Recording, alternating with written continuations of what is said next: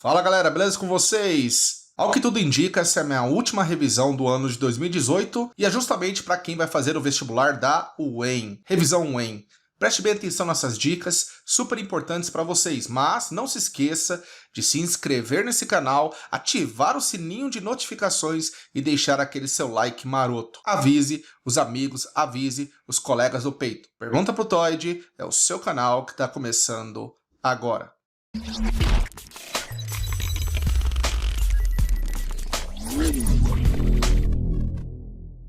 É isso aí, galera. Nós vamos começar então com a dica número 1. A dica número 1 vai falar sobre fungos e plantas. Veja só essa questão. Sobre fungos e plantas é correto afirmar que... Ok, galera, vamos falar de fungos. Fungos são seres que pertencem a um reino chamado reino fungi e são seres com grande importância biológica. Posso já antecipar uma importância chamada de decomposição. As características dos fungos são: eles são formados por células eucarióticas, com núcleo organizado, núcleo verdadeiro, na qual o material genético é protegido pela carioteca. Além disso, existem representantes unicelulares, como as leveduras, e pluricelulares, como, por exemplo, os cogumelos. São heterótrofos por absorção. Não são capazes de sintetizar o seu próprio alimento. Não fazem fotossíntese. Não fazem quimiossíntese. São heterótrofos, portanto. Além disso, são aclorofilados, desprovidos de clorofila. Desta forma, eles não podem realizar fotossíntese. A reserva energética aqui aproxima-os em relação ao reino animal. A reserva é de glicogênio. O glicogênio é um polissacarídeo, um carboidrato de reserva. A parede celular é formada predominantemente de quitina, salvo os fungos mais primitivos que apresentam também celulose. A decomposição é importante porque vai promover a mineralização, o fenômeno de reciclagem, pegar compostos orgânicos e transformar em compostos inorgânicos. Muitas das vezes as células são tubulares e a essas células chamamos de hifas. A reunião de hifas é conhecida por micélio. Reunindo várias hifas formando micélio, é possível dar origem ao corpo de frutificação, também chamado de esporocarpo. É o cogumelo visível. Levedura é feita por uma célula só. Ela é unicelular.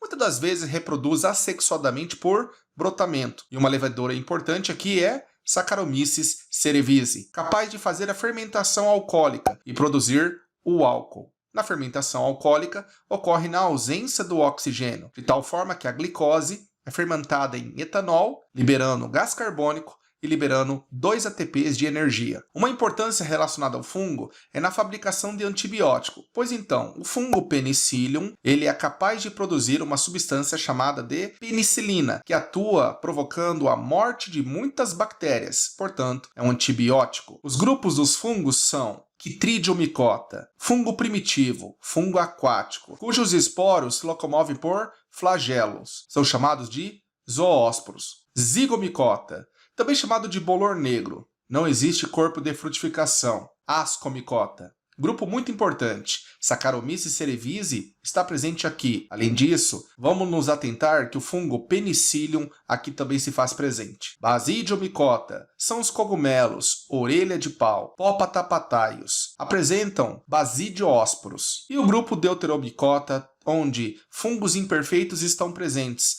Desconhece-se a sua reprodução sexuada. Em relação às plantas, vamos falar dos grupos vegetais. Filogeneticamente falando, nós temos algas dando origem às primeiras plantas, musgos, briófitas. O primeiro grupo é das briófitas, composto por musgos. O segundo grupo é das pteridófitas, composto por samambaias. O terceiro grupo é gimnospermas, composto por pinheiro do Paraná. E o quarto grupo são as angiospermas, composto por ipê, por exemplo. Bom, falando de briófitas, o gametófito é duradouro e o esporófito é transitório. No gametófito nós vemos rizoide, cauloide e filoide. Não formam flores, são criptógamas, sem grão de pólen, acifonógamas. São dependentes da água da chuva para que o gameta masculino, chamado anterozoide, fecunde o gameta feminino, chamado de oosfera. São vegetais inferiores e avasculares, sem xilema e sem floema. Pteridófitas, grupos da samambaia.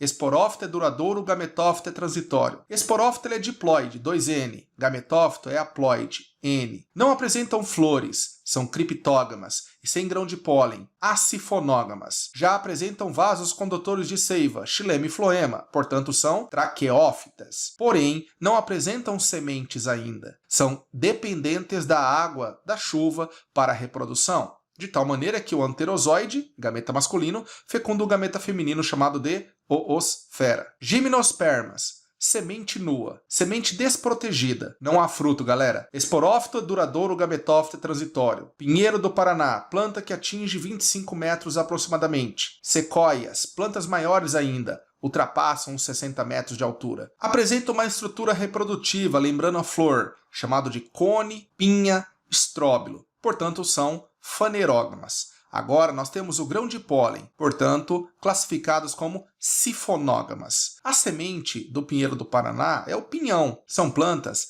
espermáfitas. Falando em pinheiro do Paraná, o nome científico é Araucária angustifolia, planta dioica, ou seja, existe a planta macho e a planta fêmea. Pela primeira vez, são independentes da água da chuva para a reprodução. Não há mais o gameta anterozoide, como nos dois outros grupos. Agora, existe o núcleo espermático, que é conduzido pelo tubo polínico, que é obra do grão de pólen. Angiospermas. Produzem frutos, protegem sementes. As flores são fabulosas, são fanerógamas, com cálice, corola, androceu, gineceu. Apresentam grão de pólen. Sifonógamas. São vegetais superiores. O esporófito é duradouro, o gametófito é transitório. Laranjeira está presente. Macieira também. O ipê e o pau-brasil são outros representantes aqui. Produzem sementes, portanto são espermáfitas, protegida por um fruto que nós vamos falar daqui a pouco. Na reprodução das briófitas,